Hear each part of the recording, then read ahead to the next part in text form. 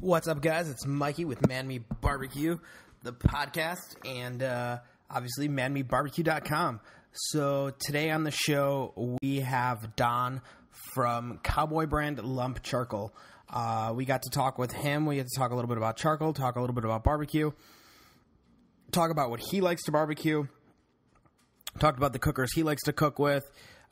He's pretty knowledgeable, very knowledgeable actually about cookers. The man's cooked on pretty much everything. So without further ado, I am going to get straight into this interview. We're not going to talk too much here, but yeah, here is my chat with Don from Cowboy Brand Charcoal. What's up, guys? It's Mikey with MMB Barbecue. Today we have the pleasure of talking to Don from Cowboy Brand Charcoal. So, Don, you guys are, like we said, you guys are from Tennessee. Right. What got you into the charcoal business? Well, the family's been in charcoal literally for 100 years, doing different things, selling charcoal to different industries. But about 20 years ago, my brother and I started Cowboy Charcoal to specialize in natural lump charcoal. Okay, and what made you want to specialize in that out of curiosity? Well, we had, previous to that, the family had been involved in charcoal briquetting, again, selling, for barbecue supply use and that type thing. And we sold that company, and there had been two families involved, my uncle's family, and so there were 5 creases. And so when we sold that company, it allowed us to move into lump or natural charcoal that was not a conflict with anything we'd previously done in briquetting. So, we were able to use our intelligence and market savvy and that type thing into the same arena that we were used to selling into. Awesome. So, I mean, obviously you've been doing it like your whole life. That's awesome. Yeah. So you've been surrounded by, obviously, barbecue your whole life. What kind of cookers do you like to cook on? I've had every kind of cooker known to man, and I keep coming back to a Weber 22.5-inch grill.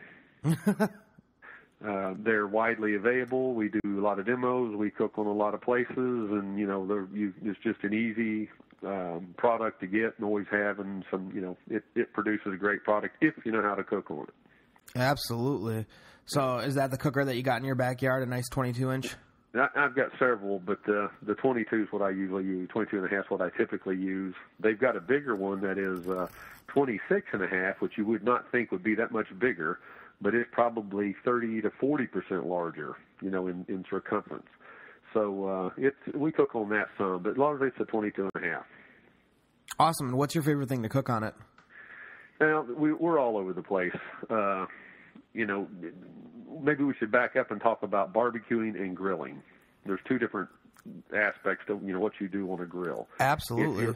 If you're grilling things like sausage or steak or chops or chicken breast, that type of thing, it's a 10 to 15 minute affair and you're done. If you're barbecuing, where you're going to be adding charcoal to the fire and you're going to cook over maybe a 2 or 3 hour period, that gets you into ribs or shoulders, thicker cuts of meat that take time to get the smoke infused and the muscles broke down and that type of thing, so it's tender to eat. But so in the grilling aspect, New York strips are my favorite thing to cook, and I got the technique to put a perfect cross-grid score mark on the steak. And if it's barbecuing where you're going to cook over an extended period of time, ribs are my favorite. Pork ribs. Pork, baby back's favorite, or baby back ribs. Baby back's awesome. I'm a big baby back fan too. Yeah. Now, since you're obviously in the barbecue or in the charcoal industry, what's the best way that you recommend to start your charcoal? Well, even on our packages since day one, we've always said use a charcoal chimney. And, we wrap ourselves in the whole natural aspects of things. And so a chimney is $10 at your local hardware store, and you use newspaper, wadded into the rear of it. You light that, and the flames come through it and light the lump charcoal. Lump lights a lot quicker than briquettes because of the density issue. But to light a fire, we like the charcoal chimney. But now there is another wave of, like waxed fiber bars that you can embed in the fuel, light it, and it catches all, if you get one area lit, it'll catch up the other areas. And not so much on briquettes, but on lump charcoal, the fire spreads a lot quicker. But trying to keep it natural, but we know from other statistics that a lot of lighter fluids used to light lump charcoal as well as briquettes. Okay, yeah, I don't use lighter fluid at all. I feel like it. I don't like it. I refuse to use it. No, but know this: you know, in today's wave of people reading labels and going natural and all the fear of toxins and everything else, still a third of the charcoal briquettes sold in this country are instant light charcoal briquettes that have had lighter fluid soaked onto them and put into a bag that houses it, doesn't let the vapors get out. But when you light it, it's a pre-soaked instant light charcoal.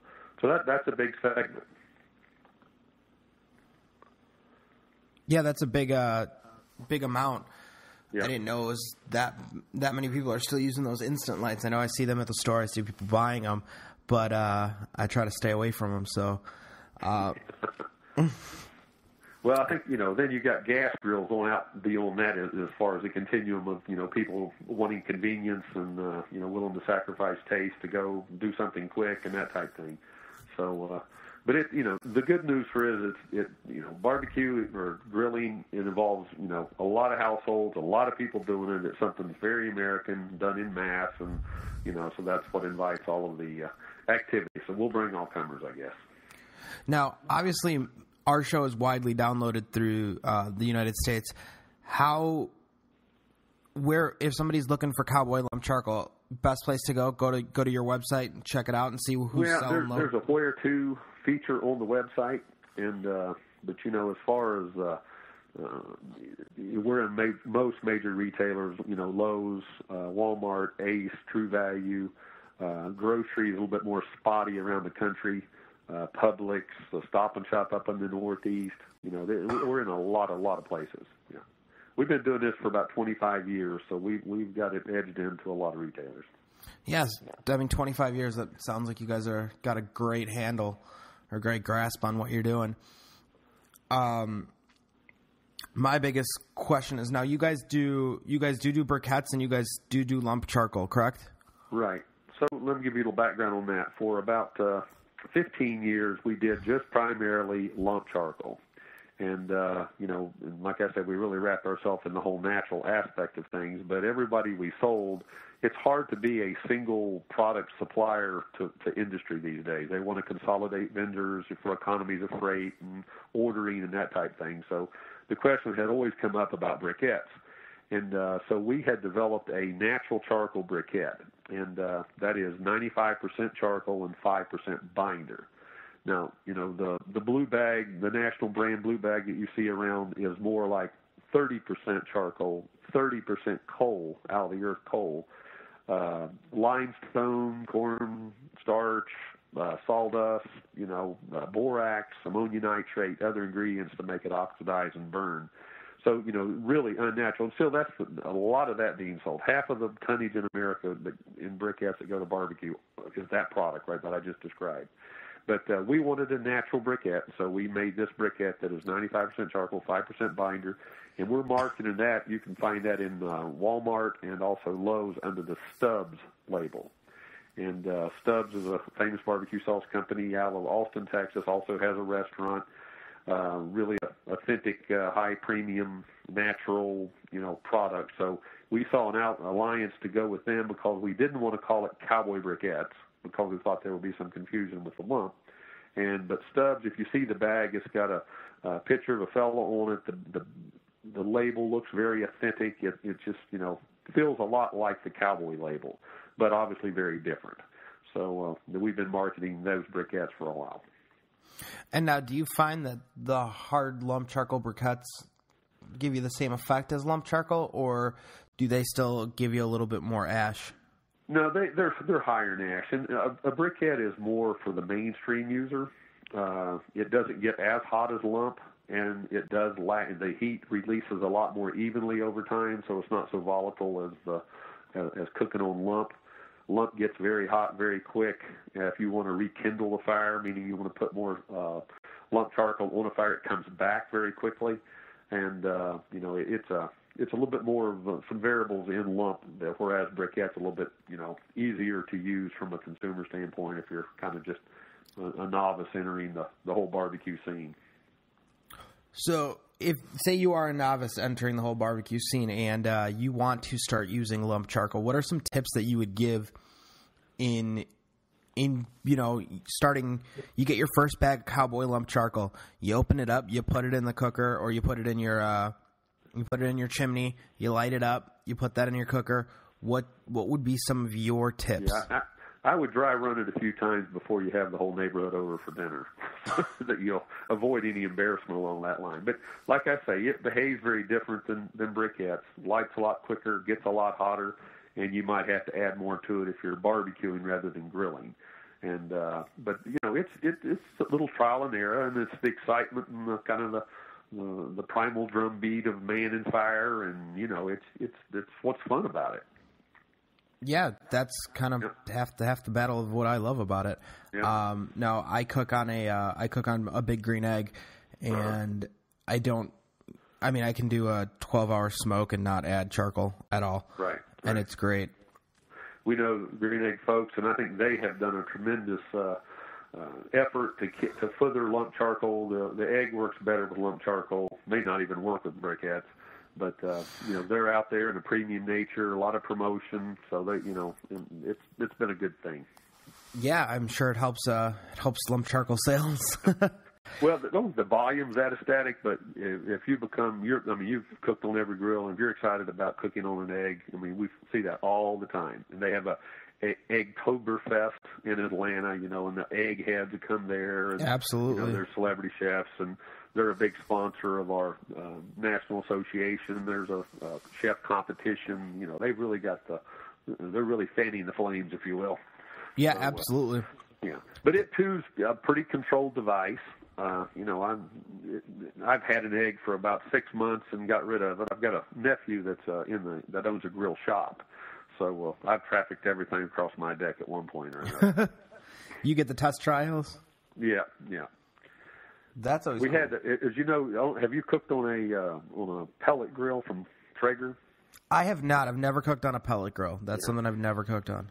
It's a nice. And there's other brand names out there. Louisiana Pellet and Green Mountain sells one, but they're and it's what it is. It's a wood pellet that it goes into a little section in the grill.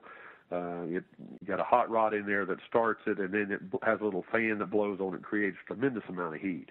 But it's all thermostatically regulated, and when you open the grill, you don't see any flame. All you just see is a sheet of metal. So you put your meat in there, you set the timer, and you're done, which is, I guess a great feature in some regards. But, again, I kind of like to poke the flames and to have the challenge of the live fire and that type thing. But they've added a lot of interest back to the backyard, so to them, too, we give kudos. Now, have you guys ever thought about making pellets? We have made pellets in the past, but for another industry, and but a lot of the amount of pellets used in pellet grills is pretty small, and you find every pellet grill manufacturer also sells a pellet, and you've got them in 5 or 6 different flavors. So it's kind of, you really need to be in the pellet grill business if you're going to have the pellets themselves, and so we have considered it. We haven't done it as yet. Awesome. So obviously, Cowboy Brand is all natural lump charcoal. Sorry, stumbling over my words there a little bit. Yeah. What goes into? Do you guys grow it all naturally yourselves? Do you guys work with distributors and stuff like that to get in your hardwood, or how does that go? As far as raw material, or where the product gets out to, or where's the product sold? As far as raw material-ish, let's go. So we're right now we have 3 or 4 different production facilities. All of them are using a different waste stream as far as raw materials. Our original plant was in Albany, Kentucky, and we used the cast off from the furniture framing dimension lumber business, so that our raw materials arrived at our place looking much like children's play blocks. We're sanded, they were cubed, no bark. Beautiful raw material. And but they had been cast aside by those industries for some type of cosmetic imperfection, that type thing. So we made charcoal that way for a long time, and that really makes a high quality charcoal that gets because of the density. It lights real quick, rekindles very quick, and just gets some intense heat going on. And then we have another plant in Missouri that uses the cast off from the sawmill industry, which is what we call slabs or jacket board. So you can imagine that when a log comes into a sawmill, it's very uneven surfaced, and they have to true that up through saws to be able to, pull lumber from it or, work with the material. And when they do, it's round to begin with and lumber square, so they end up casting off a lot of waste materials. And we take those, and that's what we make charcoal out of in Missouri. Okay. We call it slabs, yeah. And we call that kiln charcoal in Missouri, and what we make in Kentucky we call retort charcoal. And we do a little importing, and those are typically made with round wood, which is like limbs of trees or resulting product from like forest thinning and that type thing, but it's typically round wood. Again, those South America and or Mexico being dense, arid areas creates a very dense, heavy charcoal. And again, so it's a little more difficult to light than what we make in the States here, but it does, once lit, it does last a very long time. Sounds good. Now, yeah. When you said a little bit of, the two difference between Tennessee and then Missouri. Can you explain the little bit difference between a kiln dried and the other one? Okay, it's not kiln dried, so it is. We make one charcoal in a retort in Kentucky, and in Missouri we make it in a kiln. So here we go. In Kentucky, we have the off-cast from the dimension lumber industry that I described, looking like children's play blocks. That's put into a metal canister, put into a retort oven, and then heat is subjected to the outside of it so that effectively the wood product in there is baked or roasted. But it's roasted at 1,100 degrees. It completely bakes it through. And but there's no flame touching the wood. Okay, so it's all like a retort, like a Dutch oven in your home oven, that type thing. So it's just really superheated, and when that's superheated, then a lot of gases come off that. We reintroduce those gases into the firebox that's fueling it, and it effectively heats itself along that line. Okay, so that's retort charcoal. In Missouri, it's a little different. The slabs that I described are actually bundled in about 3,000 pound units. And they're put into a kiln, and a kiln looks like a brick bunker or a concrete bunker like something you'd see in the military, kind of a garage-looking thing. Yep. And it's placed in there, and it's stacked in a certain way. You get airflow through it, and in the very front of it, the doors are typically left open, or a small door is left open. You set a fire inside of it, and it gets rocking and rolling. And then you snuff out the air. You start limiting the air that goes to it, and then finally it's hot enough that part of the wood that's in there is burned to create the heat energy to carbonize the balance of wood that's in the kiln. So produce a somewhat similar finished product, but somewhat different in how you approach to manufacture it. Very cool. That's learning something new.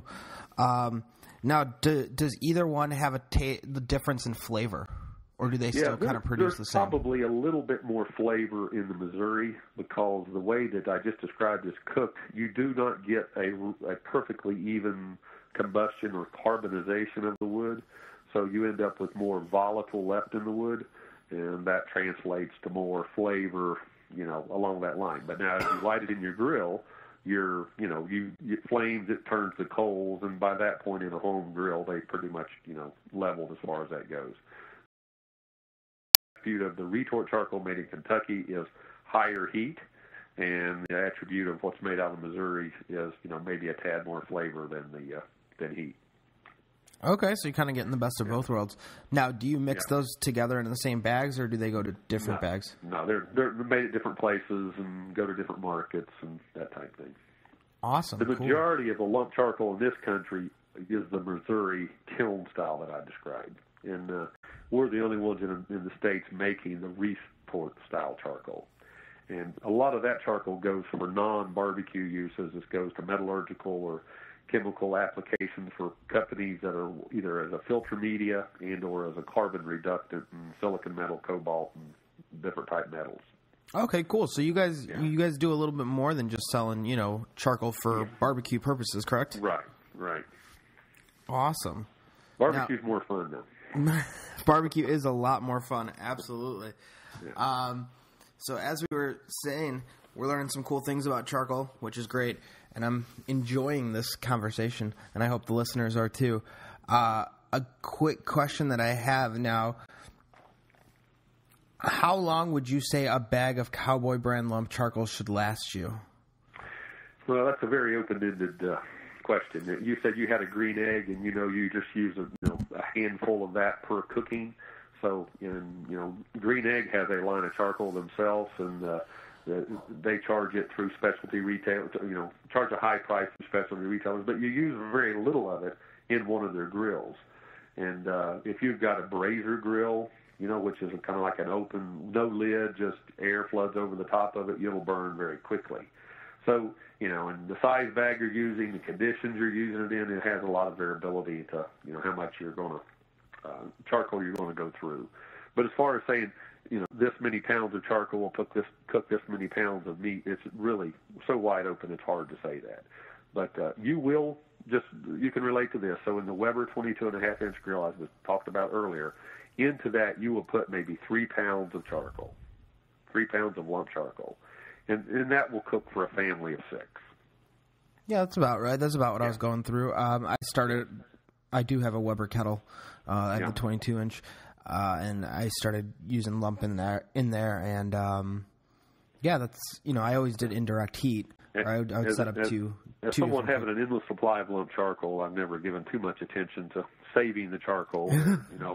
There's a lot of bloggers and internet people say as soon as you take the meat off, you snuff out all the air and put the lid on it, and then you can come back and relight that charcoal. And you can do that.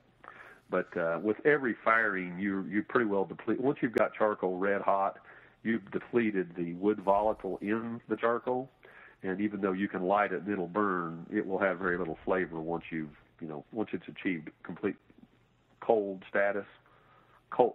Coaling, not cold, but coaling status. And it's given up most of its volatile. Awesome. I did not know that. I do relight mine. I find that it's working pretty good. I do a lot of... you'll also find out there's always a few pieces that got out of the pile or that got left over, or maybe you did put the lid on it. You can, add new charcoal to that pile, and it all fires back up. I mean, it's indistinguishable as far as that part goes. Yeah, that's kind of how we do it. Add a little bit of charcoal, get it back up, and keep going. Now, do you... When you are doing long smokes and you're doing like your ribs and stuff like that, do you add wood chips? Are you adding wood chunks? What do you add anything for flavor in that note? The smoking part of the cook cycle is pretty much at the front end of the cook cycle. So when the meat is still raw, it's more apt to receive wood flavor and get wood color going than later. So, I'm sure I've added wood the whole way through, but it's all at the front end. You put it in the early cycles of the cooking. Okay, yeah, absolutely. I mean, meat will only actually take so much smoke before it just doesn't. Right. There's just no need to smoking. No need. Well, to it's like they're always talking about. When you sauce your meat, especially with sauces that are high in sugar, always do that at the very tail end because, the high heat and all that will caramelize and get too crusty on the meat. So that's at the rear of all barbecuing, whereas putting the smoke flavor to it's at the front end. Exactly.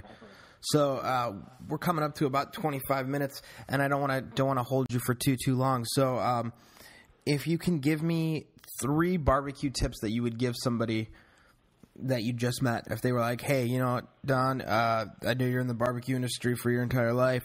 I want to start cooking like a pro. Give me 3 tips. Well, first off, use natural charcoal. The charcoal is not very expensive compared to the food that you're going to cook on it. It seems like everybody gravitates toward the cost of charcoal, but it's really the cost of the whole meal needs to be looked at. And you want to keep it natural, which lump charcoal allows you to do that. You're able to achieve, like I was saying earlier, if you're grilling, you're going to get higher grilling temperatures, higher searing temperatures than you would on gas, certainly, and certainly more on briquette. So you have if you want nice sear marks, and then maybe pull it back to the other side of the grill for indirect cooking. But you have a lot more tools to work with lump charcoal as far as cooking than you do with the other 2 methods. Then if you're smoking, like I say, if you're going to barbecue over an extended period of time, you're able to add the lump charcoal to an existing fire and not get any of the acrid odors that typically come off of charcoal briquettes. A lot of people will take charcoal briquettes outside the smoker and cook them down the coals and then add them to the fire once they're already, glowing. I don't know if you've had the experience of adding raw briquettes to a fire, but, you do get a very acrid odor that comes off of them. You do. I have noticed that when I used to use briquettes. Sting your eyes, and it's not that pleasant of an experience. No, it's not. Definitely not. If you go to like barbecue competition, I'm sure you have been, you'll see a lot of these guys have fashioned a 55-gallon drum and cut out the bottom door in it, and they're putting wood in it at the top, and they're making their own lump charcoal right on site. Yep. Yep. So, I mean, that's as pure as it gets, and, good experience along that line. No, not everybody can go at it that way or have a source of wood to come at it that way, but that's the biggest thing. The pros on it, right? Having that source of wood, getting that wood to you. Yeah, we do sell a line of 5 different flavors of wood chips and 3 different flavors of wood chunks. And wood chunks are gaining popularity by leaps and bounds because a lot of people are using it as a primary fuel source. And we talked earlier, you can get you've got to be a pretty good cooker to put a pile of wood in a grill, set it afire, cook at the coals, put the food grate on, and cook your food without it being too smoky. But that's a very growing popular way for people to cook. And the unique part of it is you've effectively just made your own lump charcoal in your grill that way. So it was wood. You've cooked it down to charcoal. But like I say, you kind of get some tongs. You got to keep turning, any uncooked pieces toward the center of the fire. Be sure that it all attempts to char out at somewhat of an even rate. But anyway, just enjoy. My last tip. It's something that everybody's doing. It's food activities. You're aware of the Food Channel, I'm sure, the celebrity chefs, yep, and the cooking challenges, and the food bloggers, and it's more now than it's ever has been in history. So everybody just should jump in. Absolutely, I totally agree with you. Yep. Barbecue should be fun. It should just be a pleasurable experience, and I think some people forget about that. No, there's we hear people say, "Well, I just got a gas grill. If the ball team's coming over, I'll char off some hot dogs." I'm like, no, don't do that. Don't do that. That sounds horrible. That's not that bad, but as far as cooking all of the more exotic foods and all the fish that's available out there right now, which is more receptive to flavors than say red meat, and I know you've heard the term food porn, where people take pictures of food in a restaurant. God, absolutely. How often do you go out? And every time you go out, someone's taking pictures of their food. So all of this interest back into the grilling experience it's a good thing for our industry. I feel like people complain about it. They're like, my food's cold. I'm like, yeah, well, if you didn't spend 15 minutes taking pictures of it, it would have been hot. Yeah. It came out hot. It just, you sat there for 15 minutes making sure you got your lighting perfect. And then you're like, well, the food's cold. Well, yeah. We were attending a trade show in Las Vegas about 2 weeks ago and ate at Bobby Flay's Mesa Grill. It's in the Caesar's Palace. And got the veal chop there. And he puts a meat sauce, demi-glace sauce on top of it. It's just unbelievable. So, and I was into the food porn because I was passing that around to folks. It's always great. So obviously we'll end the show this way. You can find Cowboy Brand on Instagram. You can find Cowboy Brand Lump Charcoal on Twitter. I believe you guys are also on Facebook. You guys are also, the website is cowboybrandlumpcharcoal.com. Nope. Cowboycharcoal.com. Cowboy Charcoal, my bad. I'm sorry. Cowboy Charcoal, yeah. But we've been out there long enough. If you just put Cowboy Charcoal in the search engine, you'll come up a dozen different ways. Perfect, guys. So that's, if you're looking for a good lump charcoal, go check them out. Give us some of your feedback. Let us know what you guys think of it. I enjoy using it. I use it in my egg. I feel like it works perfectly. It gives me the temperature I want, and I'm an advocate. I enjoy using it. So, all right, sounds good. And, yep. We should talk again sometime. Absolutely, Don. Well, thank you so much for coming on the show. Obviously, we had a lot of fun. We talked about some cool charcoal stuff, and we talked a little bit about barbecue and some stuff that I didn't know exactly about the way lump charcoal was made. So I'm enjoying it. I learned some cool stuff. So thank you very much, and we will talk with you guys soon. All right. Sounds great. Have a good day. Bye-bye. You too. Bye-bye. Well, I hope you guys enjoyed that interview. Obviously, we put out a new podcast every Thursday, and in between it, we put out some cool snippets and some fun shit like that. But it's been fun for this week, guys. So I'm Mikey with manmeatbarbecue.com. And if you guys can help us out, go on to iTunes, rate our podcast, give us 5 out of 5 stars. If you can help me out, give me a good review. Tell me that you like the fucking show. If you don't, tell me you don't like the fucking show. I don't know. It's up to you. But yeah, that was our interview, guys. Hopefully you guys liked it. And